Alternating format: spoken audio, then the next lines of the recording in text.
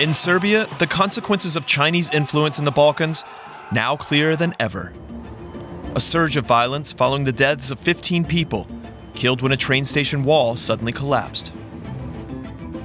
That station just one part of a larger Chinese project stretching across the Balkans and deeper into Europe, a series of rail connections known as Corridor 10, and a pathway for Chinese exports.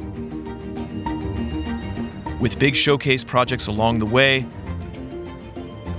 and more in the works.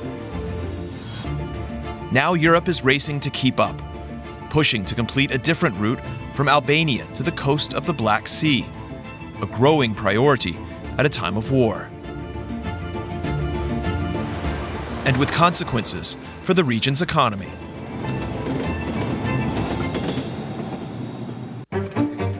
We're taking a trip to see it firsthand, 2 weeks across the Balkans. Carl, you want to say hi? Along the way, we'll look at how big rail projects are connecting a region, as well as the bumps along the way. We'll see where things appear to be working. It's quite a pleasant journey. And we'll look at where they threaten to break down. Rail and the future of the Balkans, coming up.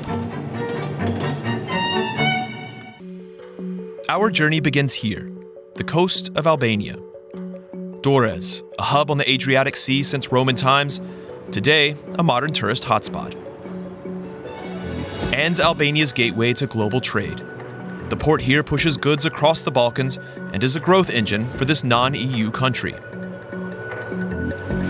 But when goods travel further, they typically travel like this. You can see how cargo moves in and out of this port. When there is no rail, it all goes by truck. Soon there could be another way. The EU is funding a rail connection between the Adriatic and Black Seas. That could provide a boost to cities along the way, but there's another reason Europe wants it: its own security.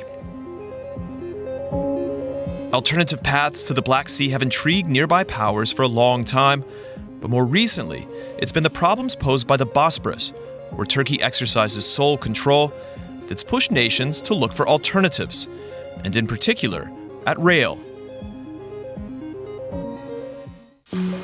One problem is already the current state of Albanian rail.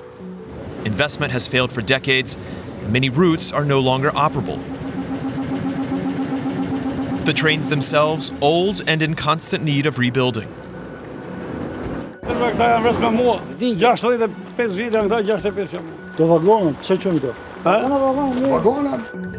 Albania's rail system hails from another era, a 20-year period when China was its closest ally. And traces of that past, when Albania was also ruled by a communist dictator, are still etched into the system here. There's a communist slogan written on the walls here, with very typical back in that era. It says a pickaxe in one hand and a rifle in the other. We're at the train station in Elbasan, a steel town south of Durrës, and a one-time hub for industrial transports traveling throughout the country. Hamdi Apollo was once the station manager here at Elbasan. He remembers the height of the railway during Albania's communist era and how it fell apart over the following decades. Kur e shkoj kur unë këtu, më vjen për të qartë. Pasi këtu ishte punë, kishte punë. Nga ajo që filloi kolapsi, nuk u investua më në Kurudhë. Kështu që pjesë si të ish një këmbë, si të shoh e Kurudha filloi të shkurtoshe. Nga 420 kilometra që kishte e Kurudhë, tani kanë mbetur vetëm pak. Today, only 2 trains depart from Elbasan per week, and just on the weekends. They can barely go over 50 kilometers an hour for a system built to go twice as fast. Will this former rail worker live to see a modern system? Unë mendoj se me pjesë veçanta po unike e tëra, besoj se jo. Nuk mund të bëhet. Unë jam 70 vjetësh, edhe 10 vjet të tjera, për 10 vjet nuk mund të bëhet gjithë ky revolucion të bëhet një Kurudhë e re, But in fact, the work has already begun. With EU financing, half in grants, half in loans, Albania is already refurbishing its older rail lines and building newer ones. The first project updates a line between Dores and the capital Tirana and includes a new spur to the airport. Workers will then move down toward Elbasan and over to the border with North Macedonia. The project is supposed to be finished by 2030. Despite its former ties with Albania and its considerable role in other parts of the region, China plays no part in Albania's current plans. The idea of a Chinese high-speed rail project unthinkable in this countryside of old bridges and decaying tunnels.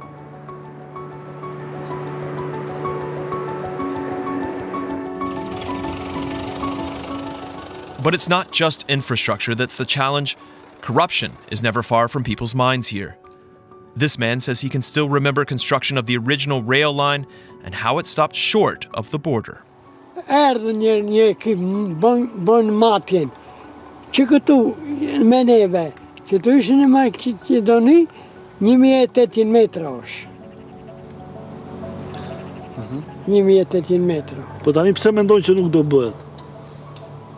Se kush I vjedh paret. I bjen dorë, edhe për punëtorin s'ka. Corruption wasn't uncommon in those times, and it remains a problem across the region. Somewhere in this area over here is where the new rail line should come out and cross the border into North Macedonia. We've heard a bit of optimism about what's coming, also a bit of doubt about whether it will actually take place. One thing is clear, Albania believes in the EU-funded project, but still has a long way to go. As does its neighbor, North Macedonia, a mountainous country still outside the EU, and a country exactly at the crossroads with the region's two big projects. The route coming from Albania, Corridor 8, here in yellow, and the route between Greece and Budapest, preferred by China, Corridor 10 in red. The challenge here in Skopje is that relations with neighbors have long been difficult. Once it was Greece, today it's Bulgaria, which refuses to recognize the Macedonian language. And that makes projects like this one even harder. This is one of the new stations heading toward Bulgaria. It opened in January, not long after we filmed. One problem is that costs are rising for the final approach to Bulgaria, to 23 million euros a kilometer.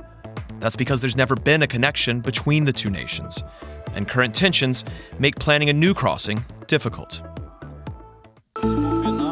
We're being shown around by two site supervisors, Alexander and Ksenia. Both just 27 years old, they're eager to see the line finished and frustrated over the ongoing dispute with Bulgaria. One European country that is a member of European Union, such as Bulgaria, in 21st century to do not recognize the language of the neighboring country, to do not recognize the Macedonian language. Not only do they blame Bulgaria for holding up the new line, they're upset that it's blocking North Macedonia's admission process into the EU. Both believe North Macedonia belongs in the bloc, and sooner rather than later. Би трябвало да одиме напред, да се поврзуваме со Европа и да имаме што поголема можност, поголеми стандарди, повеќе млади во нашата држава, повеќе работна сила, од млади луѓе што ќе останат тука и си гледаат својата иднина и работниот век во нашата држава. Back in Skopje, where a new government appears to be more torn over the issue, we meet with the country's director of rail infrastructure, who explains why the line preferred by the Chinese is more attractive to his government. For us as a country, Corridor 10 is much more economical, more attractive because it's connected the country with the Kavala port, Thessaloniki port, or even with the Athens port. So we're not that much interesting who is going to make the transport, if it's Chinese or European or whatever companies. We're interested that the capacity of the cargo transport to increase at the maximum okay level. And it's not just the government that sees more advantages to the route coming from Greece. Kiel Macedonia manufactures seats for transportation, like buses and airplanes, and is located just west of Skopje. Along the planned Corridor 8, again, that's the route preferred by the EU. Kiel is an example of the investment flowing these days into North Macedonia. Products here are shipped by road. In theory, a built-out rail system would lower costs.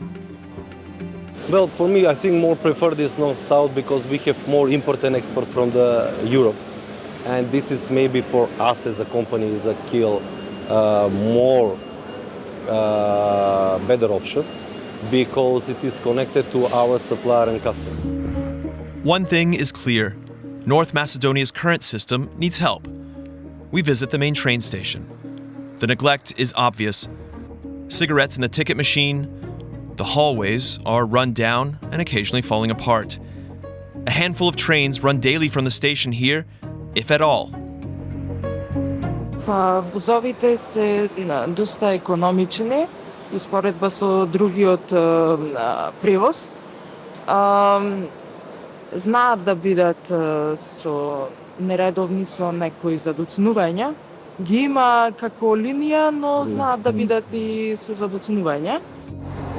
North Macedonia was once an important part of a larger rail connection between Belgrade and Athens. Today, it's pretty much a collection of isolated segments. There are no more international passenger connections, only for freight trains. Domestically, rail is mostly for those who can't afford any other way. Though our ride was surprisingly uneventful. The question is which way Macedonia will go, toward China or the EU. It seems quite possible that the new government here is going to turn more to Chinese investment compared to the past one, and that businesses may look at some of those projects as being to their advantage. But what does that mean to North Macedonia's long efforts to join the EU? One thing seems clear: rail is likely to play a large role in the politics here in the coming years. To see just how divisive rail can become, we're heading north into neighboring Serbia, along the path of Corridor 10. Again, that's the route coming from the Chinese-owned port in Greece. And already, we see Chinese containers moving up gradually from the south. As we drive into Belgrade. Chinese financing has soared in Serbia over the past decade. Experts say this non-EU country is almost 4 billion euros in debt to China for a population of less than 7 million people. So why is China such a popular partner? They pretty much adore the efficiency that comes with dealing with the Chinese. They want to have results fast because in addition to economic benefit that transportation communication provides, it also provides an opportunity for political leaders to showcase themselves as providers of economic development. Serbia is already betting big on the future buildup of Chinese goods coming out of Greece, like at this newly renovated container terminal in Belgrade. But not everything is going according to plan. We're actually waiting on this train down here to come and be offloaded, but one of the wagons slipped the track. The cargo director told us that while a derailment doesn't happen here every day, it does point to a problem with the overall rail system in Serbia. Many of the tracks are still quite old, and they desperately need refurbishment. Other things are meanwhile being improved. This is Belgrade's new central train station. It opened in 2023, in this case with credit from Kuwait. And it's the departure point for the first stretch of the country's new high-speed rail line. The first leg from Belgrade to Novi Sad opened in 2022. A second stretch to the city of Subotica at the border with Hungary was due to open in late 2024. Our tickets from Belgrade to Novi Sad cost us about €6 each. The journey is roughly 30 minutes. By car, it's more than an hour. This is a showcase project for China and part of its Belt and Road Initiative, its massive effort to build up infrastructure around the world. China has built almost 30,000 miles of high-speed train at home and wants to show it can do it in Europe. We're traveling at about 200 kilometers an hour right now. The train is, I would say, decently filled for a Tuesday morning, and it's quite a pleasant journey.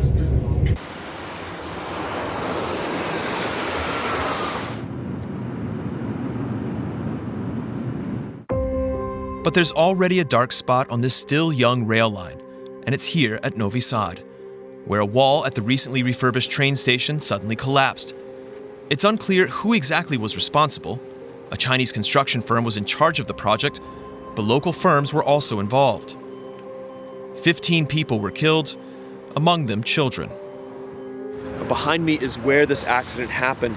You can see part of the facade ripped away when essentially a concrete overhang suddenly gave way and crashed down onto the people waiting below, many of them simply waiting for the city bus to come by. After the shock came the questions, and when the answers didn't come, then there was anger.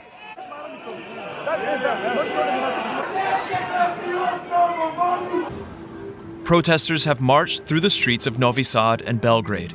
Students have stopped going to classes and blocked traffic. All are demanding resignations, all pushing for more accountability. Protesters say the government has blood on its hands. The secret contracts around the station work have left even the most basic questions unanswered.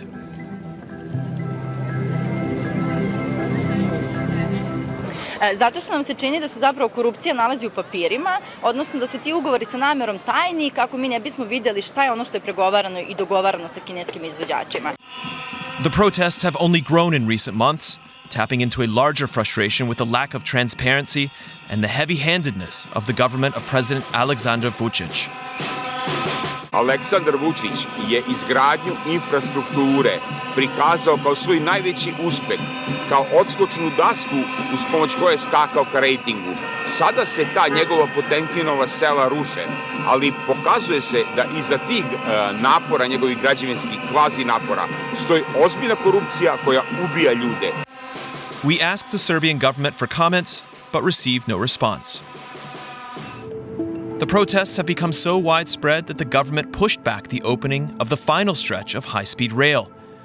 What was supposed to be a political win is instead a liability. We're driving now in Hungary, where they're still working on their section of that high-speed rail line coming from Belgrade. And what we talked about in Serbia with the relationship to China and Chinese investment, the same applies here in Hungary, if not even more so. In fact, you could say that Hungary really set the standard for its relationship with Chinese money. Szeged is just across the Serbian border. It's one of Hungary's largest cities, and it's an industrial center. The country's politics are already visible here in Szeged. The message of this billboard is obvious. Hungary is on the way up. That's the government view, at least. Meanwhile, the EU, of which Hungary is a member, has become a target. Like in this ad with Ursula von der Leyen and Alex Soros. That's the son of financier George Soros. But the Hungarian economy is actually struggling, and Budapest so at odds with Brussels that it's now receiving less EU funding, which makes it more reliant on other sources. Last year, Budapest quietly took out a €1 billion loan from China, Hungary's largest ever foreign credit. And it's become more reliant on investments like this one, Chinese car maker BYD.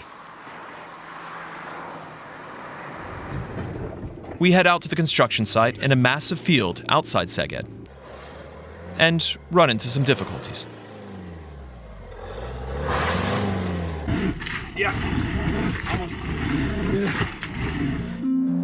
Finally, we make it. BYD's 300-hectare mega project just across the way. It should pump out 200,000 electric cars annually once completed. That means the company will be able to get around new European import tolls on Chinese electric vehicles. Electric cars out of China are a controversial topic in the EU, but here in Hungary they fit perfectly to the strategy, political strategy, and to the economic strategy that Viktor Orban and his allies have developed here for quite some time. If you think China's new high-speed line runs through Szeged, however, you'd be mistaken. Instead, it runs in a straight line from the Serbian border, a more direct route that locals assume was preferred by Chinese planners.